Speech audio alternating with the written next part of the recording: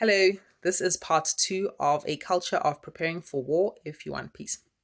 Okay, so like I'm saying, there's this crazy saying of I'll sleep when I'm dead. And I always say, yeah, you will be dead because you haven't gotten enough sleep. I mean, you have to sleep. It's obvious. Your body needs to recuperate while you're sleeping. People who say things like that think they're so freaking hard and so hardcore and some alpha male, alpha female. Please give me a break. That is like so operating in the realm of the false ego and being so materialistic. Because what's the point, okay, of burning out your physical body for what? Material gain. What are you spiritually gaining from that? Nothing. Your soul wants your body to be at peace, rested, comfortable, and able to do the job that it was created as a vessel for you as a spiritual being to do.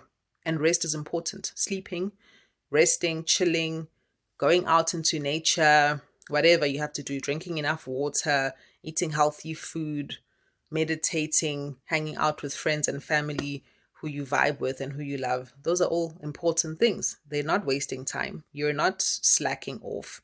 Those are things that your soul needs to rejuvenate and to recover from the stress of life in this world and from the stress, unfortunately, of interacting with people who think that resting and sleeping is something that only dead people are supposed to do. Okay.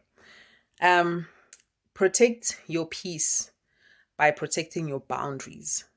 And sometimes family can be the greatest disturber of your peace. Okay, so, one of the things I was thinking about as well is that if a country is if a country is trying to maintain peace and being prepared for war, one of the things that it does is to protect its boundaries. And I spoke about this in another video quite a while ago, that it protects its borders, right?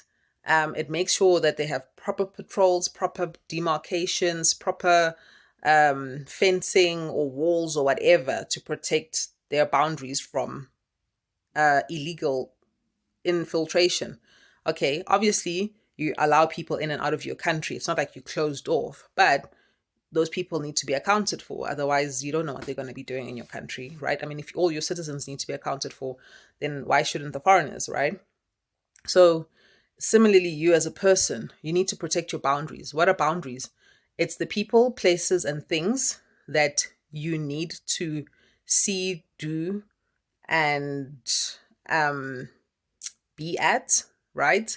And it's the people, places, and things that you do not need to see, do, and be at. Okay. So, like, there's places that you need to go for your purpose. You need to make sure that you're getting to those places. You know what I'm saying? If you need to go to a spiritual gathering of some sort, whether it's at a temple or a mosque or a church or a synagogue or the forest or the beach, wherever you need to meditate as part of your spiritual practice, you need to do that thing. You need to have boundaries that say, this time to this time, I'm doing this thing. No one is allowed to disturb me. And if people come into your life and they think that they have the right to belittle or disturb that activity, eject. They're going to screw with your peace. You don't have time for that. Okay. Things that you need to do. Things that you need to do, like going for walks, drinking lots of water, refraining from intoxication, if that's the path you've chosen. If you're going to have people in your life who encourage you to not do those things or to do things that you have chosen not to do, once again, eject or distance yourself from them, because one thing that's really amazing, okay, when I was like drinking a lot and when I would try to stop, is like people would always be like, oh my God, why are you not drinking? Come on, like, what's wrong with you type of thing. And it's like, if you think about it, it's kind of twisted, right? Because it's like, I'm not drinking because I don't want to drink. I'm trying to not drink because I can see it's not healthy for me to do this thing. But people will try and undermine a boundary you're trying to establish for the goodness of your soul and your body and your purpose on this planet, right? So you need to develop the wherewithal to really be strong in your boundaries. And if you need help in establishing those boundaries and in processing your shadow, which stops you from being able to maintain your boundaries, then you need to do that. And that is like I said, a culture in a previous video series, a culture of embracing and integrating our shadow. That's a big one, because socially it is very acceptable to drink or take drugs or whatever, smoke cigarettes.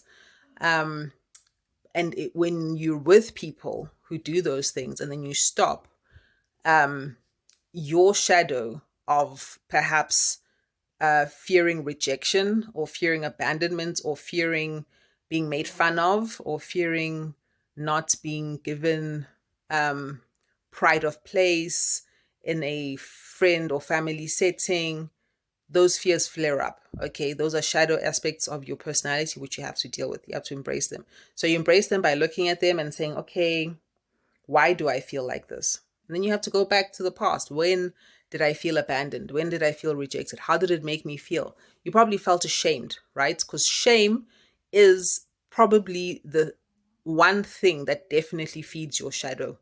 Okay. It definitely feeds your shadow, and it makes you feel like you're not worthy even of life if you feel shame. Okay. So it's a very negative feeling, because if you feel that you're not worthy of life, I mean, you might as well be inviting death, and no organism wants to die, right? Okay, cool. So, you have to make peace with why the things that will allow you to allow people, or even to allow yourself to violate your boundaries. Okay. So just really be aware of that. And then the other thing is that, like I said, okay, yes. And then what we got was, um, your boundaries are not war. Okay. You're not declaring war on anyone by having your boundaries. You know what I mean? That's you um, maintaining your peace, is protecting your peace. If you need to protect your boundaries, that's when you go to war. Okay. But there are people who will actually make you feel like you are warring with them by having boundaries. It's very wild, but I'm sure you've been through it. Okay. Um, so you are not to be made to feel guilty for protecting your peace. You have to protect your peace. Okay. There's nothing else to be said about it, because you have things to do here. You have things to do. You are on a mission to make this world a better place in your own way, in accordance to the agreement that you reached with your creator before you were born. Okay, what I'm saying? That's you know what I'm saying? That's why you're here. And you can only be productive during peacetime. So don't apologize for being productive. Okay. Now, a country knows very well that war uh, disrupts economic productivity, so they avoid it at all costs.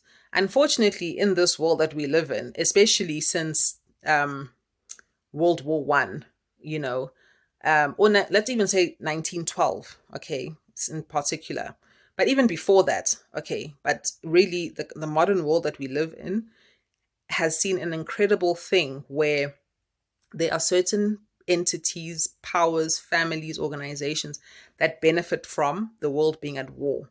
They make money from selling weapons. They make money from loaning out money to countries to rebuild their infrastructure after war. Okay. But that's not normal. That's highly dysfunctional. In a functional society, you avoid war because war destroys infrastructure. It takes up time that could be used in economic activity.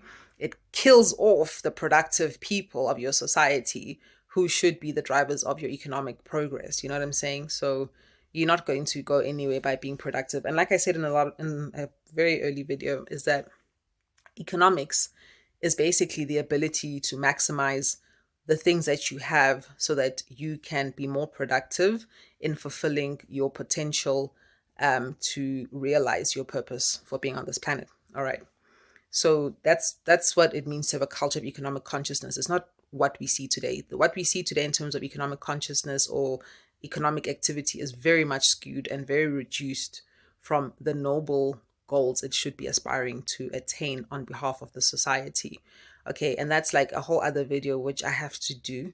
I've been thinking about. Okay, I'm gonna carry on part 3.